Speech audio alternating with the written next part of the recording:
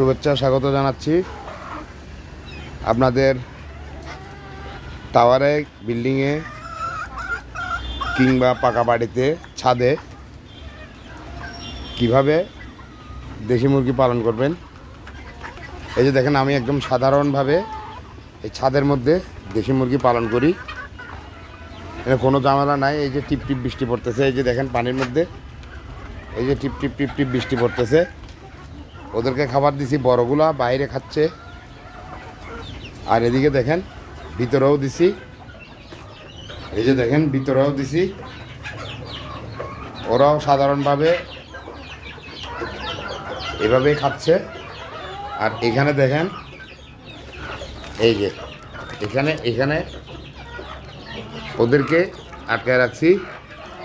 ওরা ডিম পাড়া সেরে এখানে রেস্টে আছে।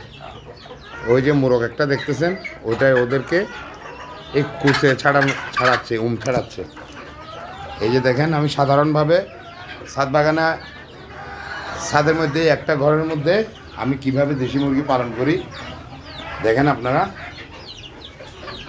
এখানে আমার 40টা বাচ্চা আছে। 75 দিন, 75 দিন হয়েছে সম্ভবত, নাকি 76 দিন হয়েছে, খেয়াল নাই, তারিখ দেখতে হবে।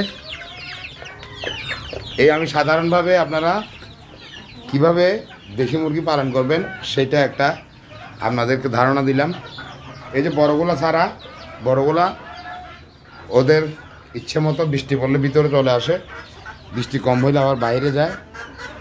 ওদেরকে আপনারা যেভাবে খাবার দিবেন সেটাই খাবে, যেহেতু ছাদে অন্য কোনো খাবার নাই।